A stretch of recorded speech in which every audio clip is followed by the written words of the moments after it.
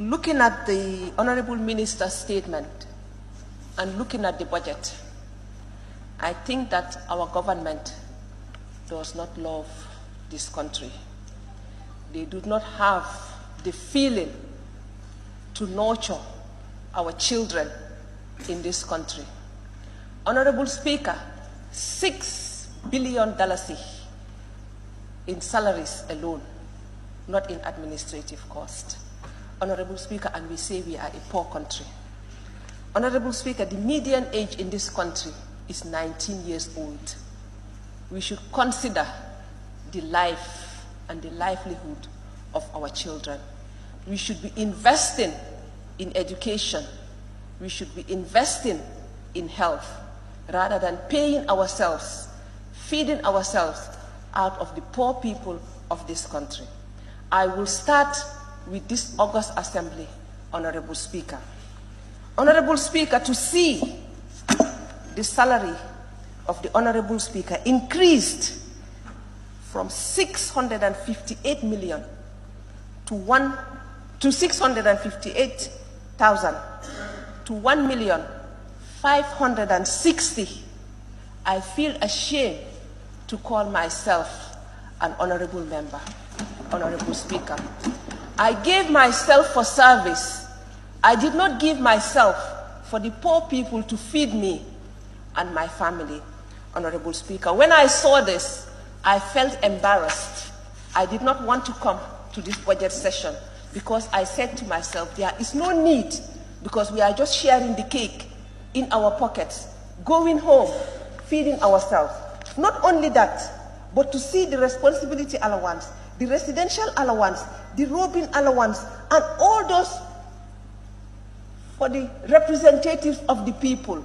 It is embarrassing for me to go back to my poor constituency and tell them that the meager resources of this country, I am paid that much at your expense. I took an oath, Honourable Speaker, to serve and to give back to my society, not to enrich myself. And even if I go to the Constitution, Honourable Speaker, it says that we shouldn't deliberately enrich ourselves. And increasing our salaries is deliberately enriching ourselves. And that is an embarrassment.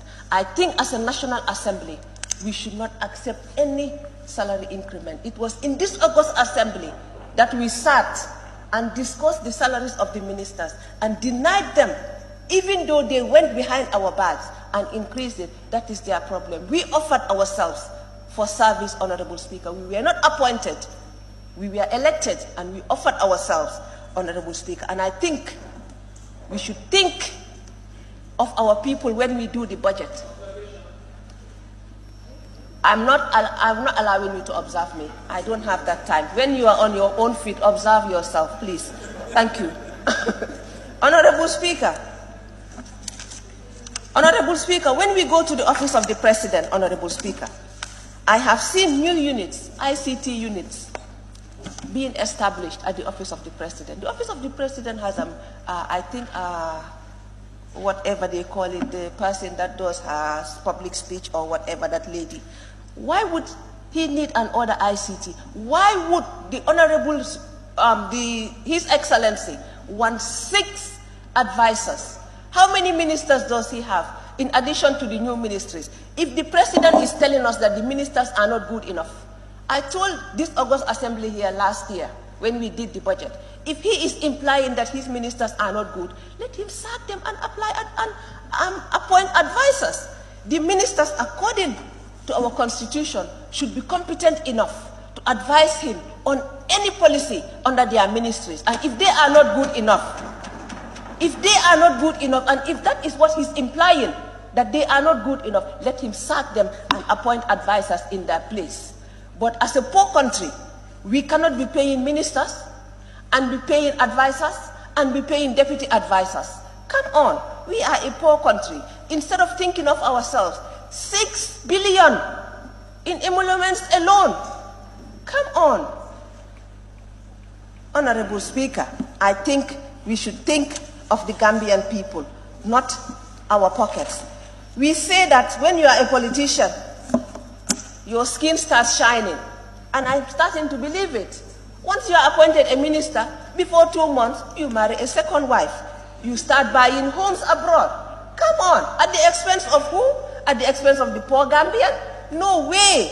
Mr. Speaker, I am ashamed to call myself a National Assembly member. To be honest, I did not want to contest again. The only reason I contested was to show them that I can come back to this August Assembly. And I did against all odds, Mr. Speaker. If they want, they can die seeing me at the Assembly, but I will come.